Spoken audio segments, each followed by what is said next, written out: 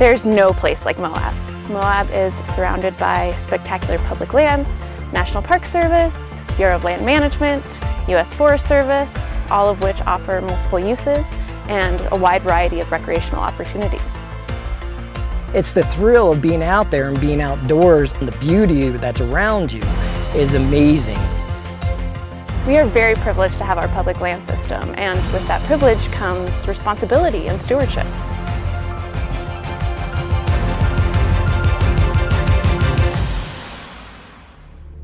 Keep in mind, it is not an amusement park up here.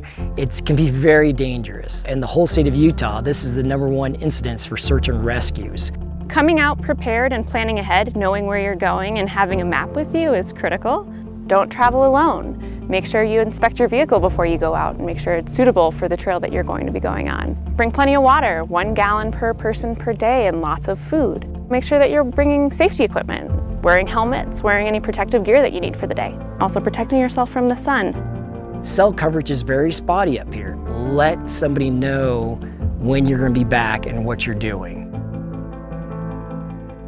It's very important to stay on the trail or on the road. We have very unique biological soil crust, and any impact that we have on that creates these really long-term damages. And being very careful to let people pass in a way where you're not creating resource damage beyond the road is critical in an area like this. Don't make trails any wider than they already are. Remember that obstacles are part of the fun. Don't widen the trail by going around those obstacles. Travel slowly, obeying speed limits, and avoid high banking.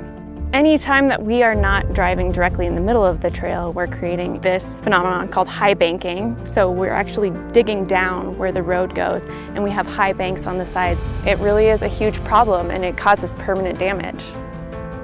Nobody wants to see fences out there, but in order for us to protect plant life, there's areas where we've had to install fences. If we can keep people on trail and on the roads, then we can keep these areas as natural as possible.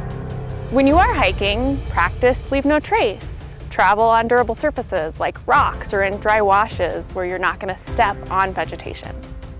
Those small impacts that we have do have bigger consequences. Small impacts like damaging our soil crust can hurt the ecosystem and degrade the scenic value that these areas have, and that's something that we want to help preserve for future generations.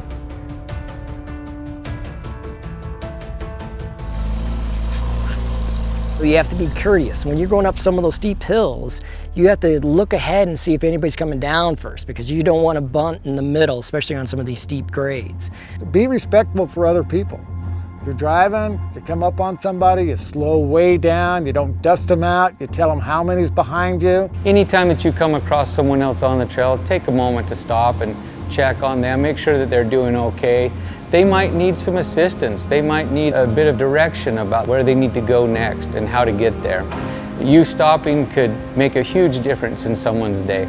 Up at Sand Flats, our trails have shared user groups. All of the users need to share these trails. We want to follow the speed limits. We want to pass each other courteously. Motorized users yield to non-motorized users. And so we just need to think of all of the users and working together, because it's all of our public lands and it's here for everyone to enjoy.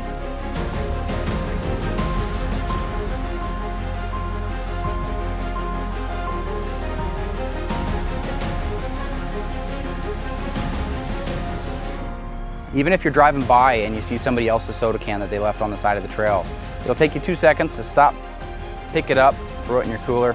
That way we can keep our trails clean and keep them beautiful for years to come. Anytime you're traveling in a natural area, you want to leave what you find, but also take out everything that you brought in with you. Things like human waste and all of your trash need to be packed out when you leave an area like this, so that we can keep the pristine value of the land.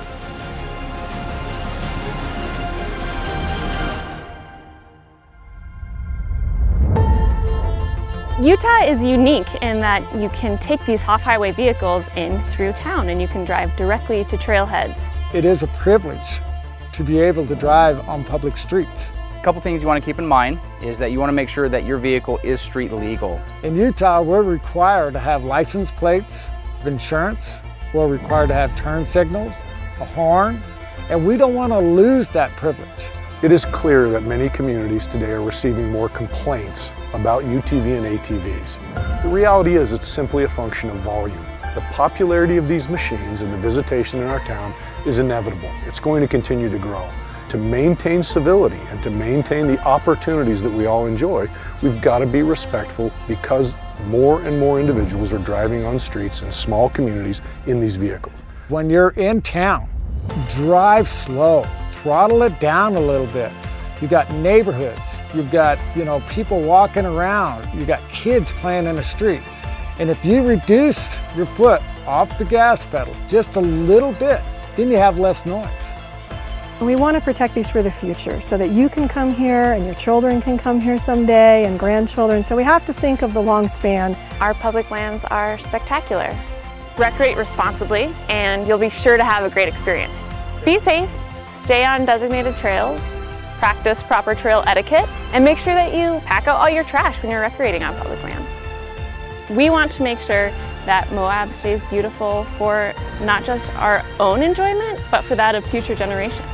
And it's an incredible place to come visit, and it's our responsibility to keep it that beautiful.